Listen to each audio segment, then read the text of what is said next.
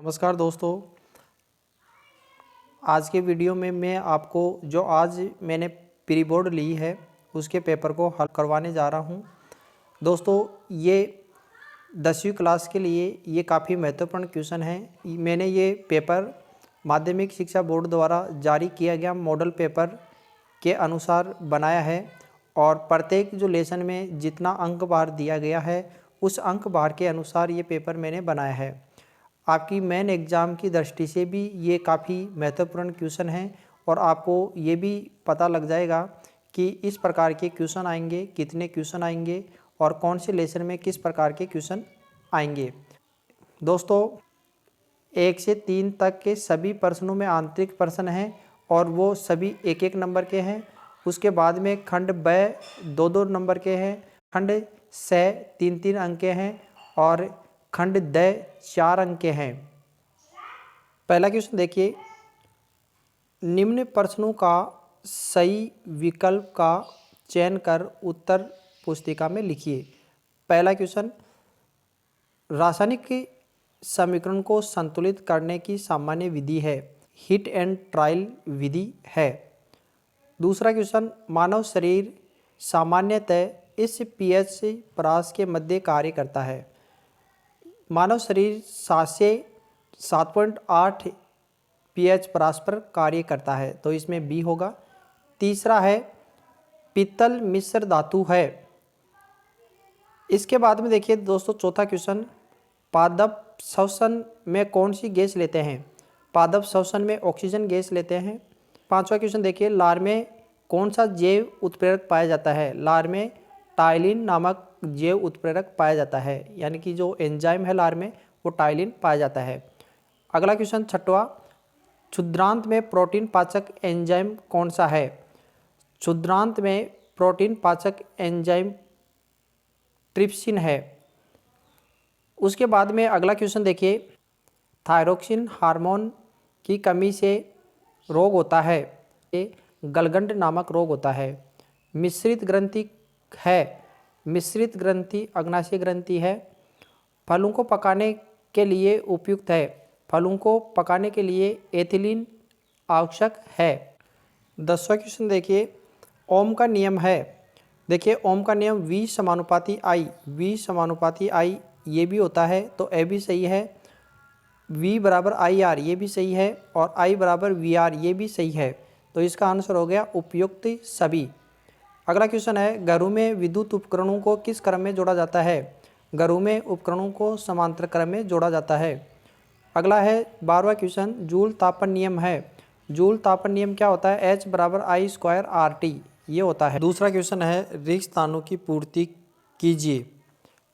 इसमें पहला क्वेश्चन है, गंगा नदी में पाए जाने वाले जीवाणु का नाम लिखिए। तो इसका नाम कोलीफॉर्म होता है। फिर उसके बाद में पारितंत्र के खाली जगह घटक होते हैं, जैविक और अजैविक। पहले खालिस्तान में जैविक और दूसरे में अजैविक घटक होते हैं।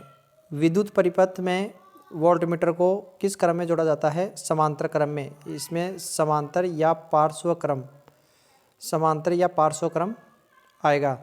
फिर है, सर्वाधिक अपवर्तनांक होता है, सबसे ज़्यादा अपवर्तनांक हीरे का होता है, तो इस खालिस्तान में हीरा आएगा।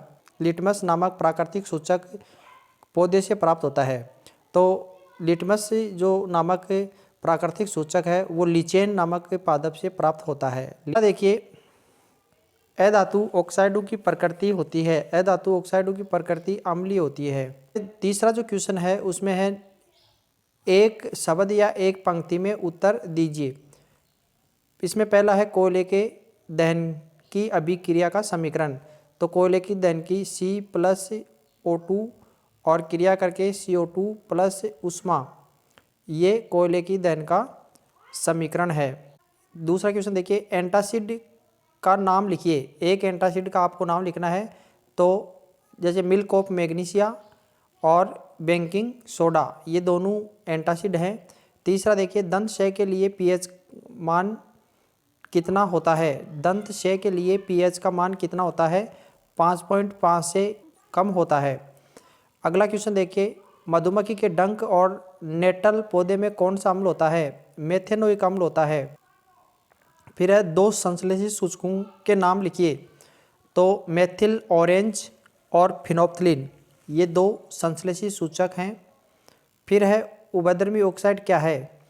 देखिए, वे धातु ऑक्साइड जो अम्ल तथा क्षारक दोनों से क्रिया करके लवण और जल बनाते हैं। ऐसे धातु ऑक्साइडों को उभयधर्मी ऑक्साइड कहते हैं। ऐसे धातु ऑक्साइड जिनके अम्ल से क्रिया करवाएं तो भी वो जल और लवण बनाते हैं। यदि उसकी क्षारक के साथ क्रिया करवाई जाती है तो भी लवण और जल बनते हैं। अर्थात ऐसे धातु ऑक्साइड के अंदर अम्ल और क्षारक दोनों के गुण पाए जाते हैं। फिर है तांबे के परिष्करण की विद्युत अपघटनी विधि का नामांकित चित्र बनाइए। दी है इसका ये चित्र है। फिर अगला देखिए, पायसीकरण किसे कहते हैं? पायसीकरण क्या होता है? देखिए दोस्तों, होता है क्षुद्रांत में वसा की गोलियां होती हैं, बड़ी गोलियां होती हैं, और पीत रस उन गोलियों को खंडित करता है या छोटे छोटे टुकड़ों में तोड़ता है, जिससे क्या होगा, जो एंजाइम है उनकी क्रियाशीलता बढ़ जाती है।